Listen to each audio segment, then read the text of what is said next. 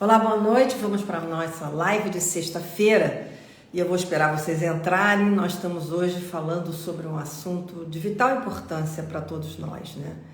Como é que anda a questão toda da nossa indústria farmacêutica? O que está acontecendo com os remédios?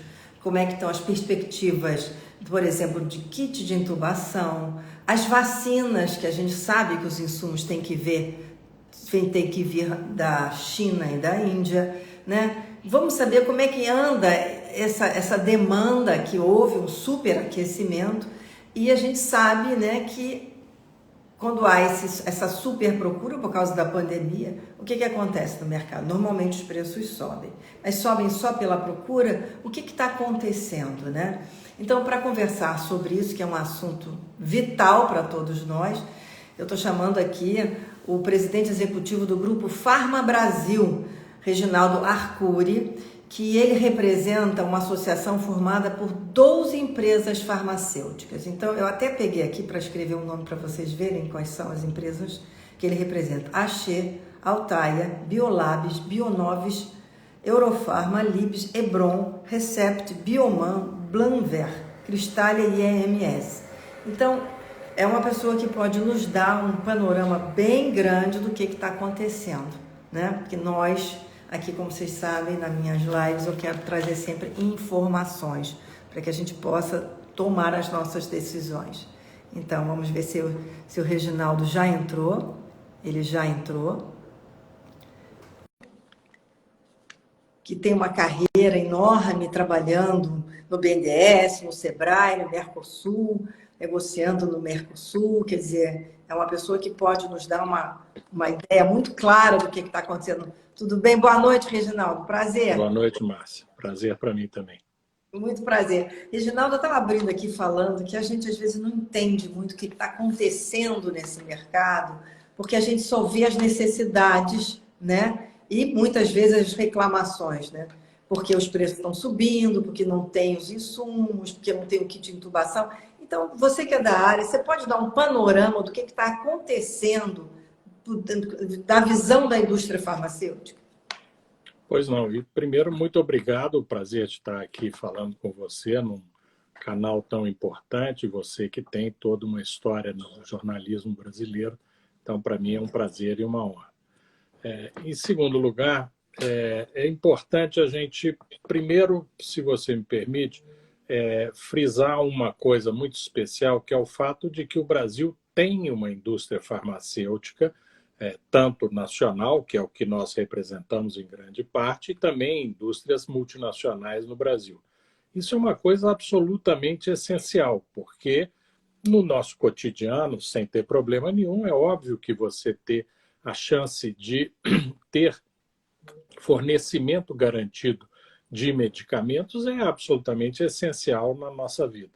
Ainda mais num período como esse que nós estamos vivendo, que infelizmente não só é uma crise, mas é uma crise muito longa, né?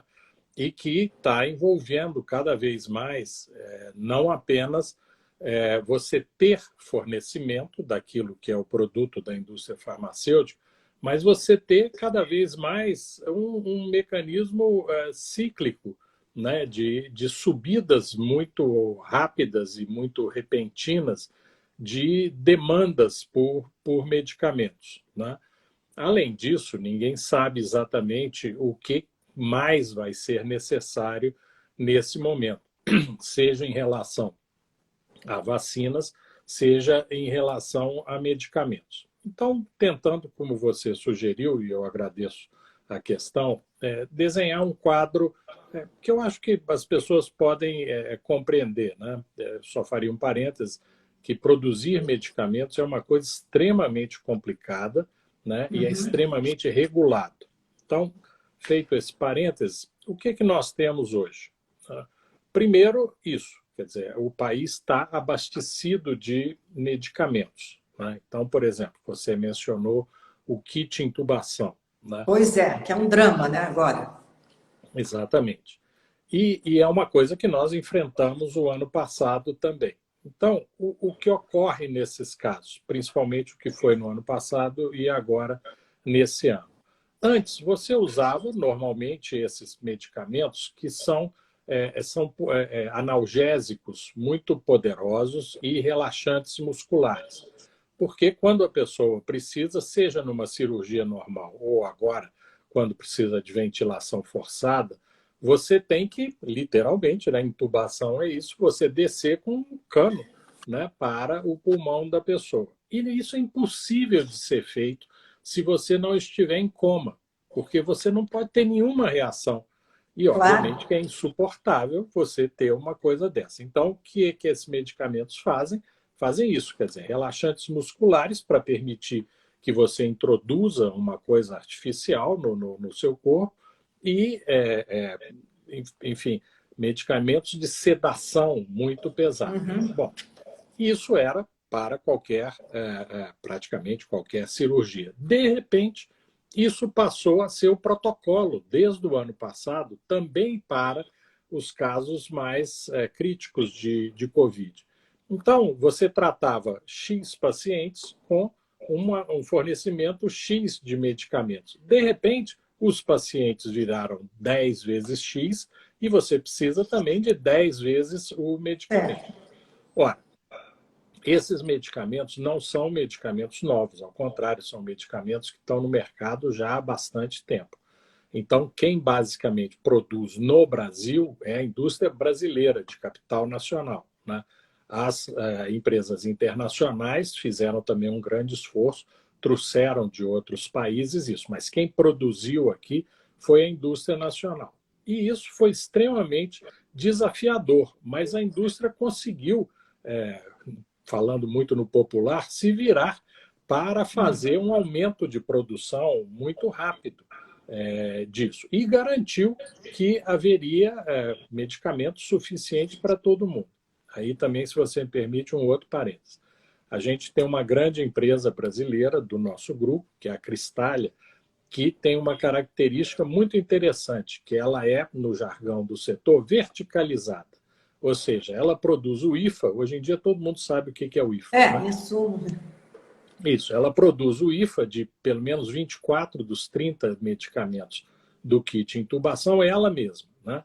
Mas outras empresas que produzem esses medicamentos também têm que importar da China e da Índia, basicamente. Então, além disso que eu falei, de aumentar o número de pacientes, o protocolo ter sido usado, você teve, o ano passado, um momento em que a Índia, por exemplo, proibiu a exportação dessas coisas, né?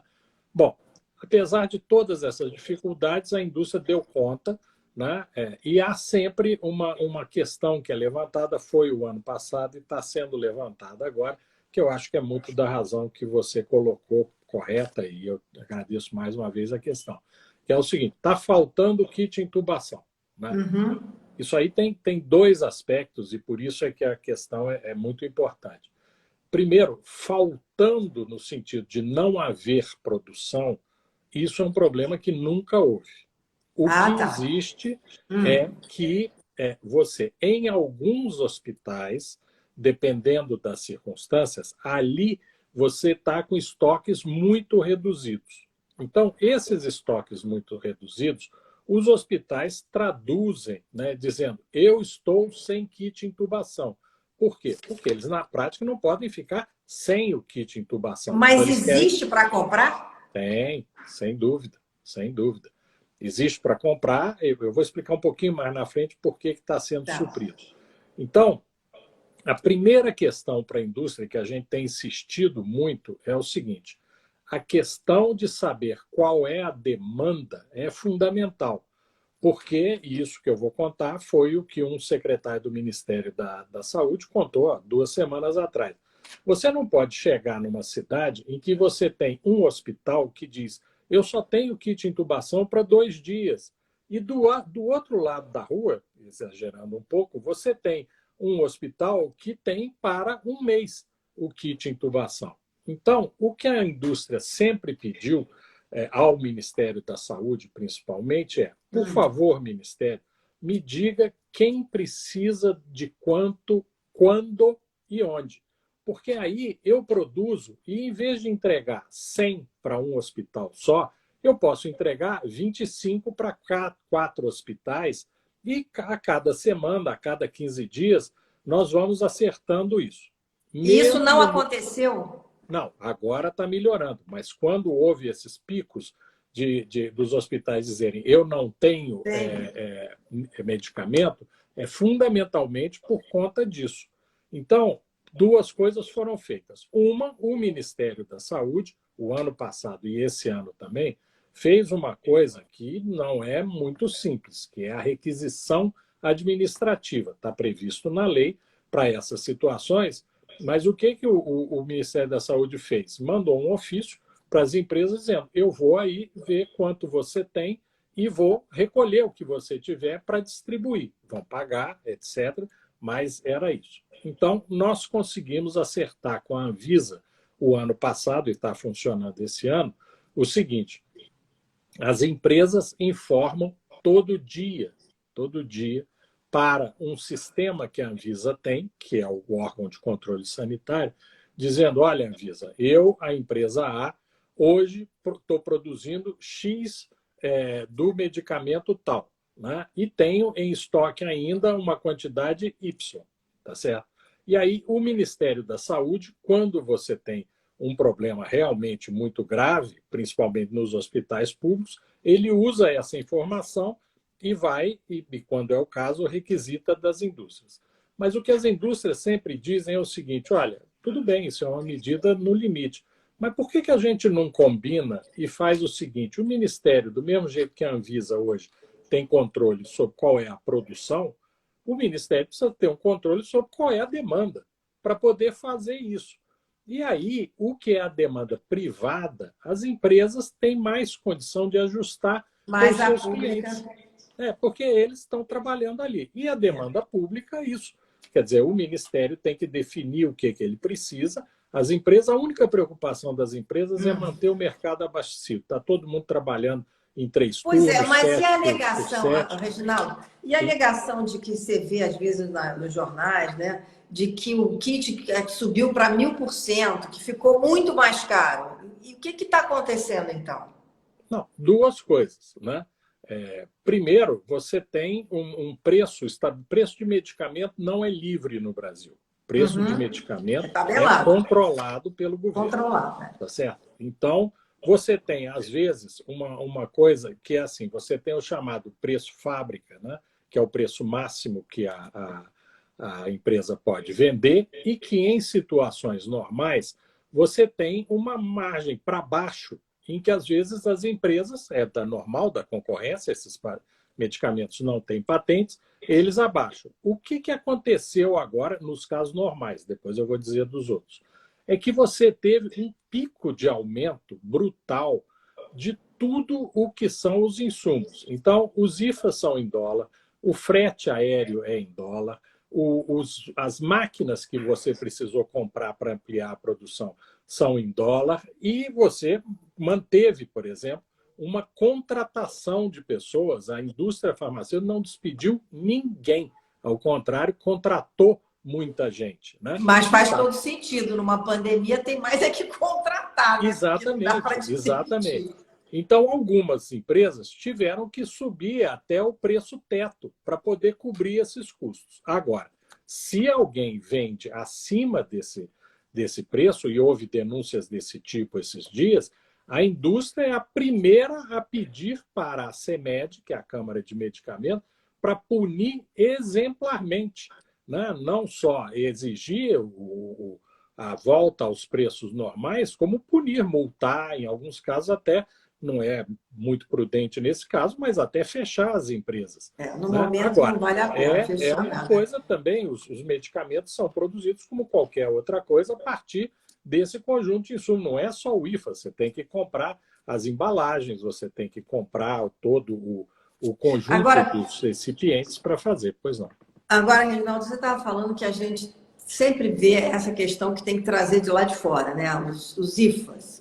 Quando é que o Brasil, você que está dentro da indústria farmacêutica, quando é que o Brasil vai poder ser autossuficiente nos IFAs? Porque o mundo inteiro está refém do que vem da Índia e da China. Não é só o Brasil, mas o mundo inteiro está refém dessa situação.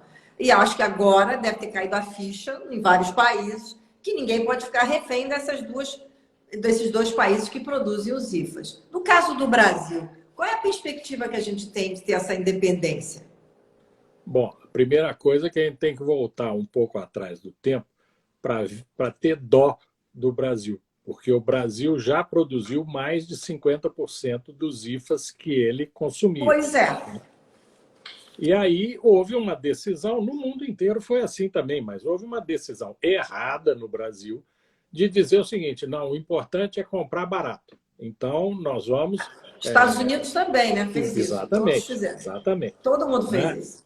Todo esse processo da globalização. Só que esse é um problema realmente estratégico para o país. Né? Você tem que ter, estamos vendo aí algumas coisas, enfim, nós estamos numa guerra biológica. Né? Comparando com uma guerra normal, o Brasil produz munição, tá certo? O exército não fica só dependendo de comprar munição de fora, porque numa guerra o que você mais precisa é ter autonomia. No nosso caso, isso também. Então, o que nós fizemos? O ano passado, o Grupo Farma Brasil, a Alanac, a Bifina, a Biquif, nós fizemos uma proposta completa de políticas para o setor. Né? Ninguém pediu subsídio, o hospital de empresa no BNDES, nada disso.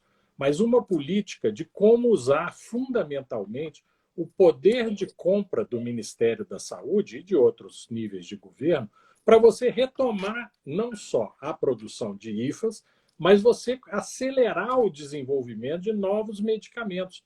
Porque a situação que nós estamos vivendo é essa, quer dizer, você tem dois pilares aí que precisam estar muito firmes.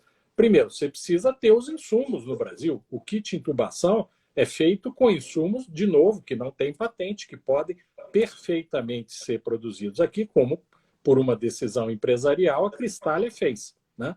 E, por outro lado, desculpa, nós estamos vendo que os medicamentos que efetivamente vão atacar o vírus, não estou falando de vacinas, estou falando de medicamentos, são medicamentos muito avançados, principalmente os anticorpos monoclonais. A Anvisa já recebeu 2 pedidos, um da Roche e o outro da Eli Lilly, para uso emergencial de 2 conjuntos, cada um são 2, de anticorpos monoclonais, que são medicamentos altamente sofisticados que as nossas empresas já estão fabricando aqui, mas que podiam estar muito mais avançadas se, e há inclusive um programa muito bom do Ministério da Saúde, chama PDPs, Parcerias para o Desenvolvimento Produtivo, que fizeram isso. Né? Quer dizer, o Ministério da Saúde é que compra. Né? Por quê? Porque nós temos um sistema constitucional de que a saúde é um direito de todos, dever do Estado, temos o SUS, etc. Então, o Ministério da Saúde é um mega comprador. Como qualquer grande comprador, ele pode estabelecer condições, que é o que nos interessa, para você diminuir o risco de produzir medicamentos e insumos farmacêuticos no Brasil. Esse processo funciona razoavelmente bem, mas podia ter sido muito acelerado, muito. E nós termos isso, quer dizer, já estarmos mais avançados na volta da produção de IFAs, quanto no desenvolvimento de medicamentos que já estão sendo testados para a cura da Covid. Então, possível no Brasil. Você falou nesses 2 medicamentos, né? Esse medicamento. Tem também a GlaxoSmithKline com a Biotechnology, que está fazendo esses anticorpos monoclonais, né? E a Roche também, que é anticorpos virais, né? Isso. Esses 2 remédios são remédios para o Covid, não tem nada a ver com vacina. Isso. E isso a gente pode esperar. A gente pode esperar que vá ser uma produção, então, firme aqui para a gente poder ter como medicamento? Sim. Sim. Não, veja bem, eu não sei as decisões empresariais da Roche, da Lilly, da Glaxo, mas há fábricas no Brasil que são fábricas caríssimas. Uma fábrica dessa equivale a uma fábrica de automóveis sem prensas, né? 500, 700 milhões de reais, né? E que são investimentos brasileiros, de empresários brasileiros, para fazer isso. Então, como eles são todos da mesma rota tecnológica, você pode ajustar para a produção desses medicamentos. e muitos estão sendo testados para isso, né? Por exemplo, o tocilizumab é usado agora numa fase ainda experimental para atacar o que se chama de... Eu não sou médico nem farmacêutico, então não me peça muitas explicações técnicas, que é a chamada tempestade citostática, que é uma coisa que está acontecendo muito. Então, o Brasil tem todas as chances para fazer isso. Tem indústria, né? Tem uma estrutura no Ministério da Saúde extremamente operacional para isso. O que nós precisamos fazer é isso, quer dizer, o Brasil realmente quer essas coisas, o governo e o setor privado têm que acelerar esse processo de diálogo. Nós, por exemplo, temos um trabalho que está indo muito bem com o Ministério da Ciência e Tecnologia. Mas quem é o dono do dinheiro, o dono da demanda, é o Ministério da Saúde, que, como nós vimos, está passando por uma fase de turbulência. Esperamos agora que, com o ministro Queiroga, isso se acalme, mas ficou, enfim, um pouco de ruído demais nisso e nós perdemos muito tempo, né? Pois é, perdemos muito tempo. E hoje eu estava vendo o ministro Queiroga falando que a Fiocruz deve estar produzindo os IFAs em agosto, né? Agora, o Brasil só tem Butantan e Fiocruz produzindo vacinas, né? Não tem nenhuma empresa privada, porque esses são organismos públicos, né? Por que a gente não tem aqui esses laboratórios que possam fazer na área privada vacinas também? A resposta, para mim, muito objetiva, é porque não quer. Porque as empresas, por exemplo, se você for olhar assim, as empresas, eu posso falar por algumas do Grupo Pharma Brasil. Você tem a fábrica capaz de produzir vacina? Tem. Tem os equipamentos? Tem. Você tem pessoal técnico? Tem. Tá certo? Por que você não faz vacina? Porque quem compra é o governo. Então, o governo é que tem que me dizer se quer ou não quer e como quer, né? Já houve, por exemplo, nessa última crise de febre amarela que nós tivemos, que uma das nossas empresas fez, a pedido de Biomanguinhos, uma coisa que é perfeitamente possível de ser feita. Eles disseram, olha, nós temos aqui os insumos e precisamos de envasar a vacina. Vocês podem fazer? Perfeitamente. A indústria parou a sua linha de produção, foi a Libs Farmacêutica, e produziu durante meses a vacina de febre amarela, o que estabilizou o fornecimento. Então, primeiro isso, quer dizer, assim, imediatamente, vamos dizer, que a Fiocruz e o Butantan precisem de aumentar o invase, né? As empresas são capazes de fazer isso. Tem que saber exatamente o que precisa. Não, pois é. E aí a fabricação é o seguinte, nós temos hoje 17 projetos de desenvolvimento de vacinas que estão indo objetivamente bem. Alguns já estão, inclusive, se preparando para entrar em fase 3. Né? E isso, de novo, e tem sido com um pouquinho de dinheiro que o Ministério da Ciência e Tecnologia tem, que está fazendo, o ministro Marcos Pontes está fazendo um grande esforço nesse sentido. Mas se tivesse pegado 500 milhões de reais em março do ano passado, 1 bilhão de reais, tinha que comprar as vacinas. Não estamos dizendo deixar de comprar. Mas se tivesse colocado esse dinheiro como os americanos fizeram, porque a vacina da Pfizer, da Moderna estão aí, não é porque foi investimento só das indústrias. Os governos, o governo americano e o governo da União Europeia puseram 10 ou 15 bilhões de dólares cada um nisso. Se a gente tivesse feito numa escala muito menor no Brasil, possivelmente nós teríamos, talvez não agora em março, mas certamente em abril, mas certamente em maio e junho, nós já teríamos chance de fazer isso. E como agora está havendo esforço, eu acho que ainda não é o suficiente, mas está havendo esforço, inclusive nós, das empresas privadas, temos tido reunião com alguns desses desenvolvedores, e em alguns casos já há empresas articuladas com os desenvolvedores, é bastante possível que o ano que vem você tenha já vacinas brasileiras. Mais uma vez, né, desculpe insistir, mas eu acho que demonstra isso. Não falta ao Brasil nada estrutural. Não falta ciência, não falta capacidade industrial, não falta um sistema tão grande que gere um poder de compra. Falta isso, que é o que os outros países têm. De repente, você tem que articular Falta profundamente. articulação, É né, isso. Reginaldo? Faltou articulação. Agora, essa questão toda de quebra de patente, que a gente ouviu falar tanto, né? Eu sei que não foi aceita a prorrogação de algumas patentes, né, que já estavam acabando, isso foi uma decisão. Mas e com relação às vacinas? As pessoas falam, por que o Brasil então não quebra a vacina? Mas deve ter uma questão muito importante de transferência também de tecnologia e também essa questão dos insumos que a gente não tem, né? Voltamos a Falou isso, tudo. né? Exatamente. Exatamente. Não tenho nada a acrescentar. A questão central é essa que você falou. É claro que você tem momentos onde você precisa e deve fazer a abertura da patente, né? O termo no Brasil é licença compulsória, né?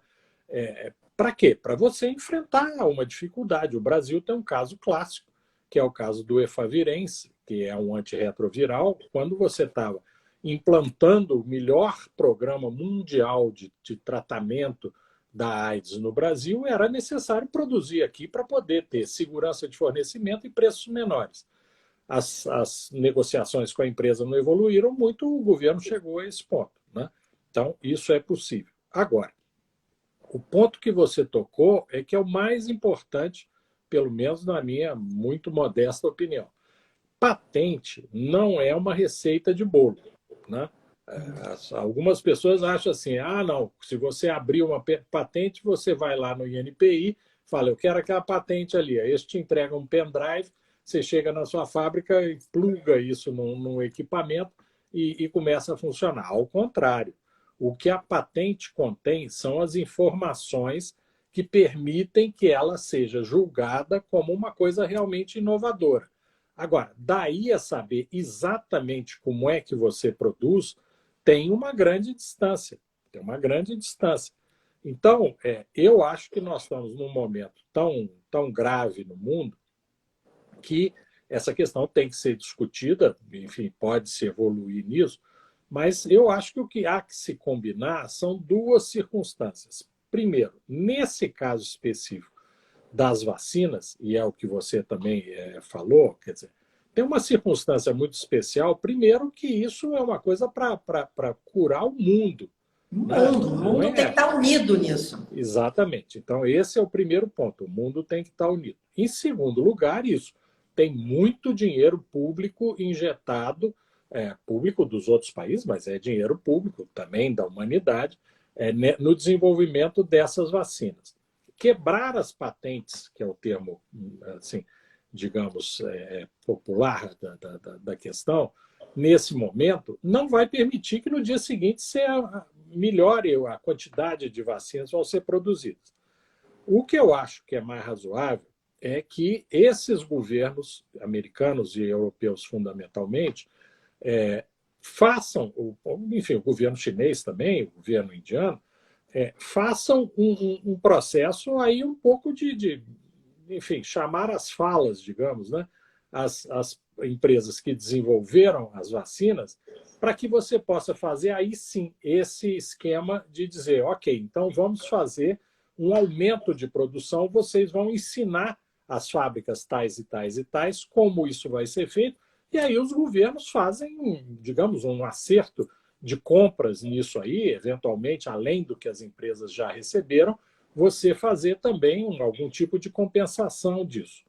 É um pouco o que me parece que está evoluindo na discussão na OMC, porque essa é uma discussão, como o Tratado de Patentes Mundial, que na sigla em inglês se chama TRIPS, da Organização Mundial de Comércio, é lá que está sendo feito essa discussão.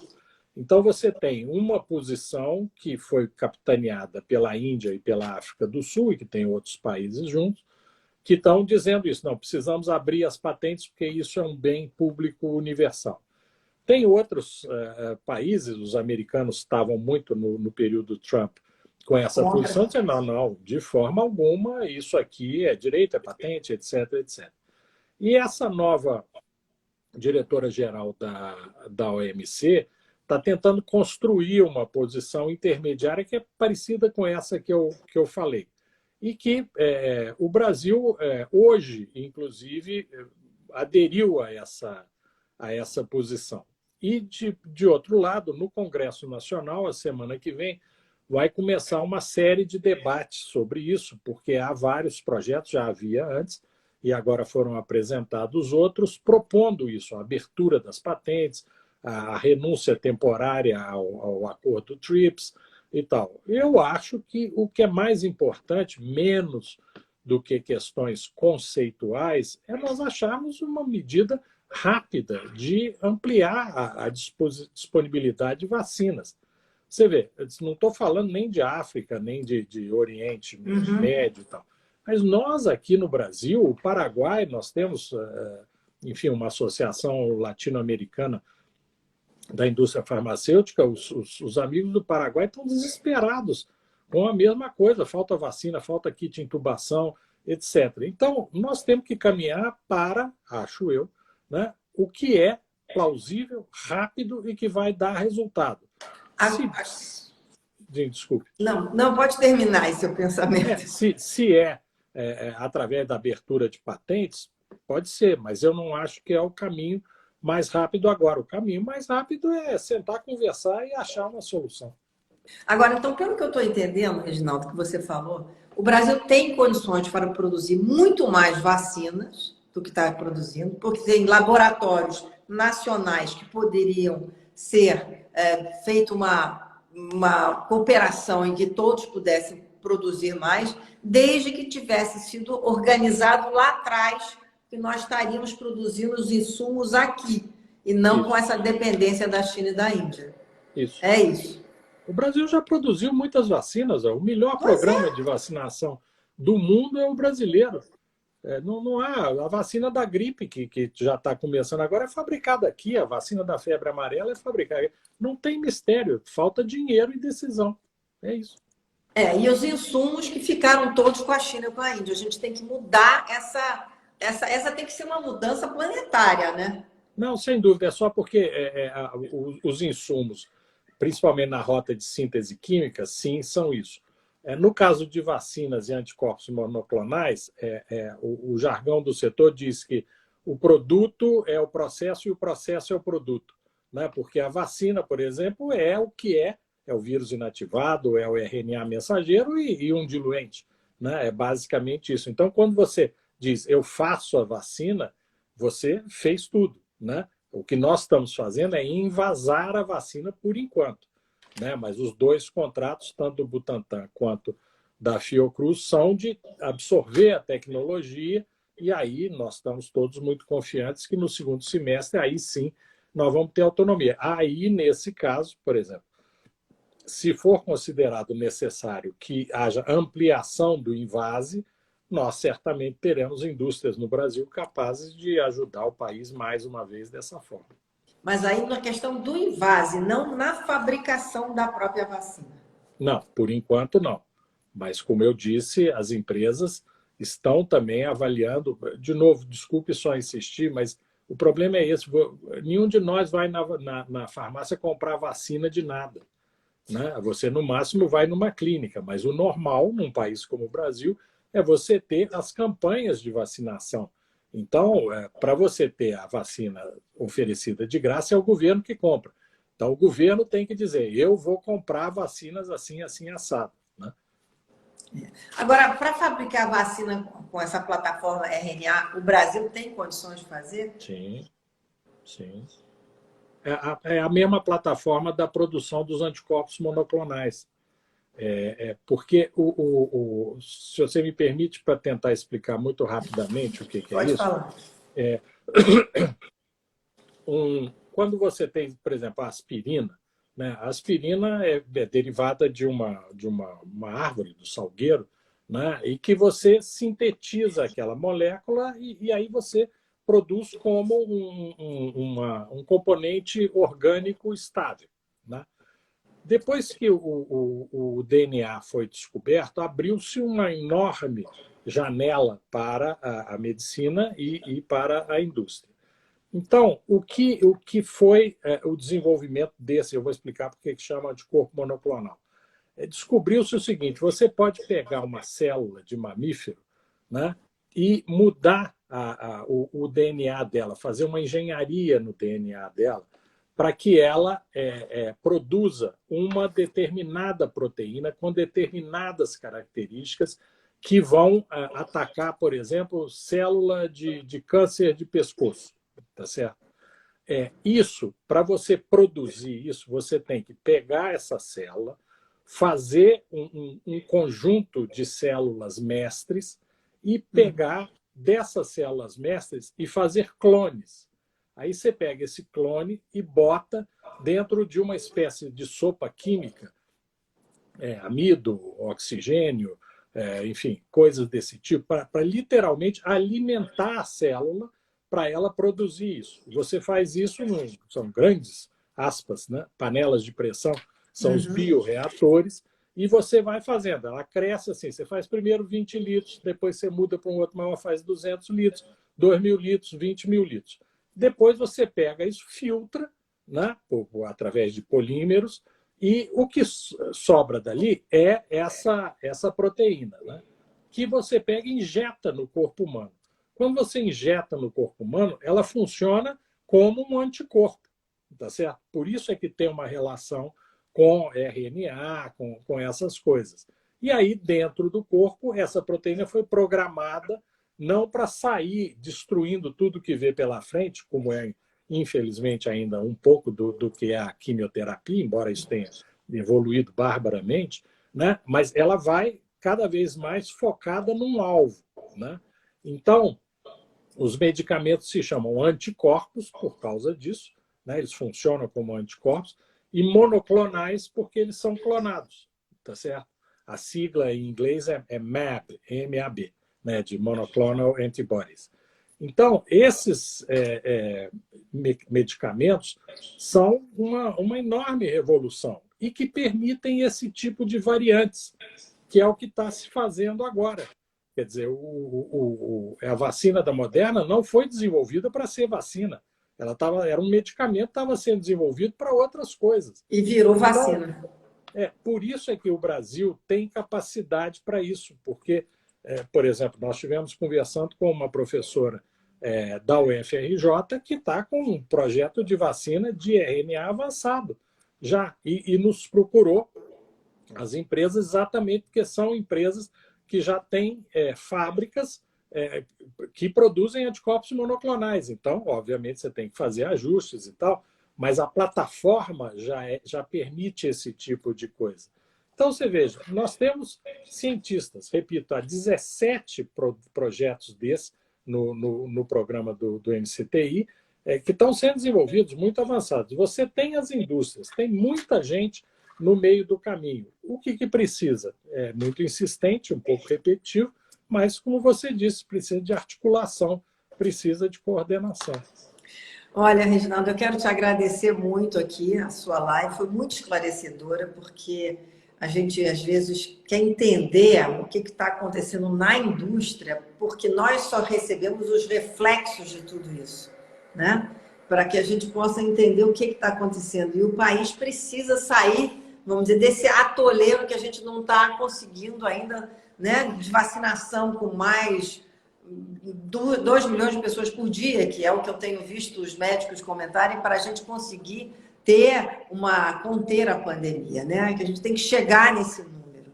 Então, foi muito importante a gente conversar e para saber também da questão toda do kit intubação, que é uma angústia permanente, né? Que a gente tem visto no noticiário. Então, eu quero te agradecer a sua participação, foi muito esclarecedora e desejar um bom fim de semana para você também. Obrigado mais uma vez pelo prazer, pela honra de estar aqui no seu programa, de conhecer você e agradecer, porque é muito importante para a indústria isso. Se você me permite só um comentário final, a indústria farmacêutica é muito pouco conhecida, né? E nesse momento, cada vez mais é necessário as pessoas entenderem que há grandes avanços, vamos ter muitas soluções, mas precisamos de ter investimento, precisamos ter de tempo e precisamos de ter coordenação entre o setor público e o setor privado. Mas eu é que agradeço muito a oportunidade. Obrigada mais uma vez, Reginaldo. Bom, gente, espero que vocês tenham aqui entendido, né? Porque a minha objetivo sempre aqui é trazer esclarecimentos, né? Para que a gente possa, como eu disse antes, tomar as nossas decisões e fazer as nossas escolhas. Então, uma boa noite para todos vocês. Espero que vocês passem um bom fim de semana. Boa noite também de novo, Reginaldo. Muito obrigada. Obrigado. Até logo.